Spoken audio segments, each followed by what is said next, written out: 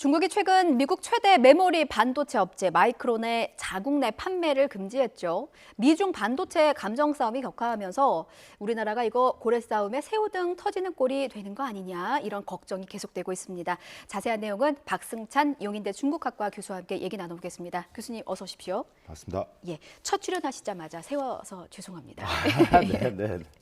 자, 중국이 미국의 반도체 기업 마이크론의 중국 내 판매를 금지했습니다. 이렇게 반도체 기업 하나를 표적 삼아서 직접적으로 제재한 건 처음이라고 하는데 아무래도 G7 정상회의가 불을 당긴 걸까요? 어떤 계기가 있었다고 보십니까? 저는 불 계기가 됐긴 했지만 예. 이미 준비되어 있던 시나리오대로 한 거다라고 보여집니다. 예. 그러니까 이미 중국이 그 마이크론 구매 비중을 계속 낮춰왔고요. 예. 왜 그러면 마이크론이라는 이 회사를 선택을 했느냐? 일단은 가장 최적화된 기업이죠. 인텔은 이미 빠졌고 중국에서. 예. 그다음에 예를 든다면 AI 반도체를 하고 있는 엔비디아 같은 경우는 계속 미국의 반도체 중국 제재에 대해서 계속 반대 입장을 하고 있었거든요. 그러니까 이제 그렇게 우호적인 기업을 제재할 일은 없겠죠. 예. 그러면 빠진 기업은 없고 지금 가장 볼륨감이 있고 상징적인 의미가 있는 기업이 어디냐? 그러면 결국은 지금 이야기하는 마이크론이 되는 거죠. 그래서 이제 이게 G7에 의해서 이미 시나리오별로 이제 하나씩 던지는 첫 번째 수순으로서 진행됐다라고 저는 판단이 되어지고요. 예. 이게 아마 가장 큰 타격이 될 수 있는 일단은 파급 효과가 있다라고 판단을 했겠죠. 그렇군요. 본보기로 중국이 3년 전부터 차근차근 준비해온 시나리오대로 진행을 한 감이 있어 보인다라는 이제 분석을 해주셨는데 G7 정상회의에서 이제 중국과 관련한 공동성명 내용이 있었잖아요. 네. 그러니까 그 부분을 좀 설명을 하시면서 이게 이렇게 중국의 시나리오대로 움직였다면 그럼 G7 정상회의에서 중국과 관련해 어떤 내용이 나오는지에 따라서 중국의 대응도 또 그렇습니다. 시나리오별로 달라질 수 있었던 그렇습니다. 거잖아요. 그렇습니다. 저는 예. 그렇게 보고 있습니다. 그러니까 말씀하셨다시피 지금 G7에서 정말 서방 세계에서 어떻게 중국에 대한 이 선을 넘어오는지 그 워딩이라든지 예. 그다음에 전반적인 언급되는 여러 가지 이슈에 따라서 어떠한 제재라든지 또 더 나아가서 어떠한 형태로 이제 보복을 할 것에 대한 그러니까 여러 카드를 준비하고 있었던 것들이죠. 예. 근데 이번 G7 보시면 아시겠지만 기존과는 다르게 타이완이라든가 그러니까 조금 매우 큰 그러니까 이슈들이 많이 다루어졌었습니다. 그러니까 예. 직간접적으로 그러니까 중국 글로벌 그러니까 관영 매체에서는 직간접적으로 이 차이나라는 중국이라는 나라를 지금 한 20번 정도 언급했다라고 얘기를 하고 있습니다. 예. 그러니까 기존에 우리가 봤던 이 다자 매체에서 이렇게까지 많이 나간 적은 없었거든요. 예. 그러니까 이제 이게 끝나자마자 준비됐던 시나리오를 이제 던지는 거였죠. 근데 이게 이 정도가 좀 심한 건 아니거든요. 예. 그러니까 더 이어지는 제재는 또 있을 수 있다. 아까 말씀드렸다시피 정도가 연적 때문에 앞으로의 변화, 그러니까 이 중국이라는 나라를 어떤 식으로 이제 공격하느냐에 따라서 다양한 시나리오들은 지금 예. 책상 위에 올려져 있다. 그래서 하나씩 꺼내 쓰겠죠. 그러니까 이게 사실 단순하기는 어렵습니다만 대응을 뭐 상중하로 나눈다면 지금 마이크론 제재 수위는 한 중간 정도에 해당하는 수위라고. 중간도 안 갈 것 같습니다. 중간보다 아래인 수위입니까? 그렇게 보입니다, 저는. 그럼 앞으로 상황에 따라서 더 네. 좀 격화된 제재가 나올 수도 있는 근데 건가요? 중국도 그것을 원하지는 않겠죠. 그렇죠. 중국도 미국과의 사이를 계속 잘 만들어 나가려고 하고, 예. 그다음에 이제 한중 간에도 이슈는 잠시 또 이야기를 하겠지만, 거기에서 이제 지금 수위를 조절하고 있는 거죠. 가능한 내가 지금 기분이 나쁘다라는 것을 예. 시그널을 던지는 거죠. 근데 이제 외교부 대변인의 멘트로서는 안 되니 예. 이제 제재라는 가장 파급 있는, 그다음에 지금 중국 정부 입장에서는 이제 의미가 있는 기업을 선정을 했는데 그게 마이크론이고 이미 몇 년 전부터 구매 비중을 낮춰가고 있었기 때문에 중국 내에서 영향력은 그렇게 크지는 않을 것이다. 그럼 중국의 타격은 사실상 없다고 봐야 되는 겁니까? 크게 있을 거라고 저는 보지는 않습니다. 이게 이제 우리가 지금 한국 기업들 지금 단기 이야기를 많이 하지 않습니까? 예. 이게 지금 이익이 될 것이냐라는 부분에서, 그러니까 단기적인 이익은 분명히 있을 겁니다. 그러니까 미국 한국 기업이요? 예. 예. 삼성전자나 SK 하이닉스 하이닉스? 입장에서는 예. 하원에 의해서 뭐 지금 계속 말이 나오는 것처럼 만약에 그 빈자리를 한국 예. 기업들이 즉 삼성전자나 SK 하이닉스가 대체하지 말라고 했지만 예. 그렇게 했지만 이게 시장이라는 것은 결국 밀수나 여러 가지 형태로 분명히 가져올 겁니다. 그 말의 의미는 단기적인 이익은 삼성전자나 SK 하이닉스가 있을 수 있다. 그러나 가장 중요한 중장기적으로는 우리 삼성이나 SK 하이닉스 입장에서는 불리하게 다가갈 수밖에 없다. 그 이유는 뭐냐면 예.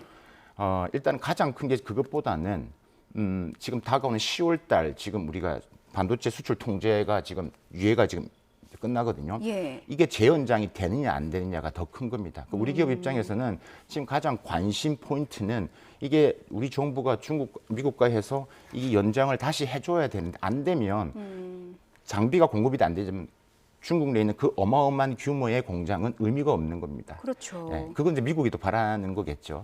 근데 그 얘기가 좀 아마 제가 생각할 때 지금 말 그대로 전전긍긍 하고 있을 겁니다. 전전긍긍 와닿습니다. 일단 하반기까지는 좀 노심초사하면서 지켜봐야 되는 상황인 것 같아요. 말씀 들어보니까 미국은 또 강하게 나선 것 같습니다. 미국은 중국의 제재는 근거 없다면서 여기서 한마디 더 보탠 게 동맹국과 함께 맞서겠다라는 워딩이었어요. 네. 이 대중 압박 수위는 어떻게 보십니까? 우리에게도 좀 시사하는 바가 있을 것 같아서요. 그 뭐 이게 어제 오늘의 이야기는 아니지 않습니까? 예. 계속 이제 동참을 해란 의미겠죠. 해란 의미. 그래서 아까 전전긍긍인데 예. 이게 앞으로 수위가 더 높아진다라는 거죠. 지금 제가 미국 생각할 때 미국이 지금 우리 그러니까 딱 찍어서 이야기는 않겠지만 지금 예. 미국에 투자하는 기업들의 고민들을 보면 그러니까 미국에 돈을 받는 기업들 같은 거 다 봤습니다. 우리 삼성전자나 우리 예. SK하이닉스 봤는데 맞는 그런 기업 같은 경우는 나중에 이제 자기들이 이제 반도체 공정 기술별로 컨트롤 할 수 있습니다. 그러니까 받았으니까 중국에서 만든 제품의 이 공정 기술은 이 이상을 넘어서는 안 된다라는 간접적인 압박. 그러니까 이건 나오지 않은 시나리오지만 계속 그렇게 갈 것 같다는 겁니다. 예. 그러니까 결국 동참을 하라는 의미는 완전히 이제 아마도 앞으로 천천히 3, 4년 내에 중국에 있는 반도체 사업을 예. 접어야 된다는 식의 시나리오로 아마 몰아갈 것 같습니다. 미국에. 근데 우리 입장에서는 아마 기업들도 이미 피부로 느끼고 있을 거라는 생각입니다. 그렇죠. 그렇다면 지금 기업이 할 수 있는 건 없죠. 결국 정부가 역할을 이제 해야 되는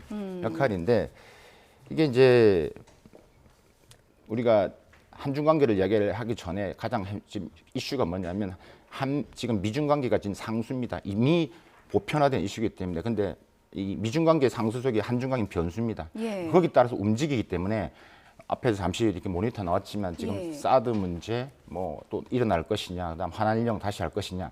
그러니까 이 이슈는 지금은 한중 관계의 틀에서만 보시면 절대 안 됩니다. 예. 무조건 미중 관계 속에 틀에서 보셔야지만 이 구도가 이해가 되는 것 같습니다. 그러니까 미중 그다음에 지금 기어 있는 한국이 거기서 이제 여러 가지로 이제 제재의 수위에 올라가 있다.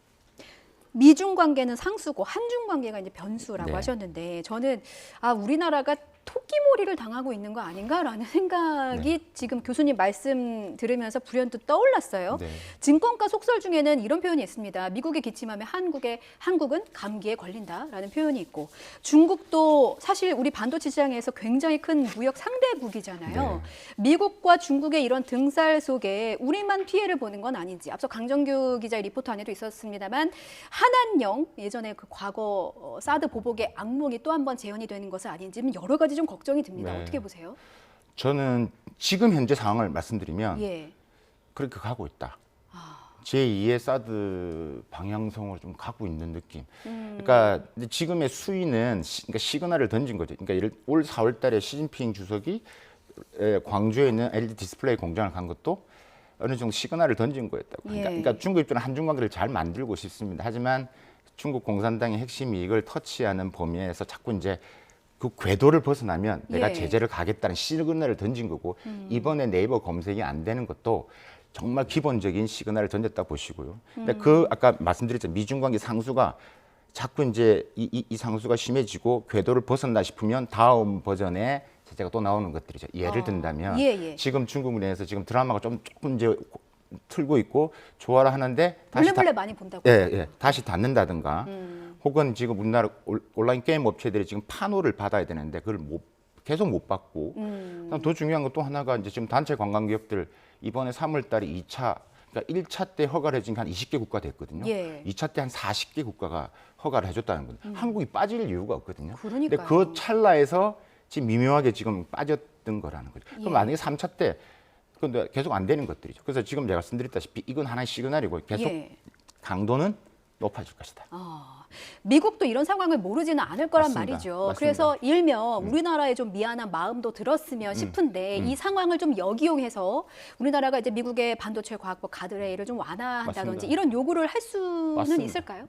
있는 게 맞죠. 지금 미중 간의 부분에서 가장 지금 현 시기가 예. 대한민국이 이 반도체 이 지렛대를 가장 잘 활용할 수 있는 시기라고 그 어느 시기보다 우리가 가장 강한 시기라고 저는 봅니다. 오히려 우리가 할 말은 할 말 할 수 있다는 예. 시기입니다. 왜냐하면 근데 매체에서 많은 분들이 이런 말을 합니다. 아니 원천 기술이 미국인데 미국이 우리 안 주면 어떻게 하느냐? 예. 안 줄 리가 없거든요. 안 줄 리. 그러면 자기들이 더 힘듭니다. 그러니까 너무 지금 우리를 그렇게 몰아갈 필요는 없다라는 거죠. 예. 그러니까 아닌 것은 아니다라고 이야기할 수 있어야 되는 게 우리가 가장 힘이 좋을 때 해야 될 거 아니에요. 예. 그러니까 지금 그런 부분에서 이제 가장 안타까운 부분들이 있는 거고 결국은 이제 그걸 놓치고 만약에 아까 중국 입장에서 봤을 때 좀 자꾸 이제 심해지고 만약 그런 부분에서 이제 상황이 생긴다면 아까 말씀드렸듯이 지금 저희 제2의 사드 사태의 방향성은 예. 충분히 가능하다. 그럼 결국은 지금은 전략적 균형자에서 조금 더 정부가 말씀하셨다시피 지금을 강력하게 이야기할 수 있다.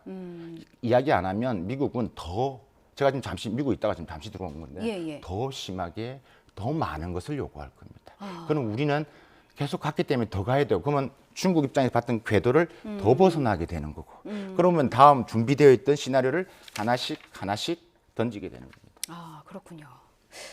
미중 관계가 앞으로 어떻게 진행이 될지 그런 부분들을 좀 유심히 지켜봐야 할 것 같은데 최근에 미국 국무부가 대중 외교 라인을 교체해서 좀 눈길을 끌고 있습니다. 웬디 셔먼 국무부 부장관직 등 실무 책임자들이 사임을 했습니다. 미국의 중국에 대한 정책이 선회한 것인지 이런 정책 변화, 책임자들의 변화 어떻게 분석하십니까? 그 부분은 너무 크게 의미를 두시지 않으셨으면 좋겠습니다. 그런가요? 미국의 원래 스탠스는 예. 이런 거였습니다. 우리가 이야기하는 디커플링 탈동저에서 지금 감지되는 게 탈리스크라고 이야기를 많이 합니다. 예.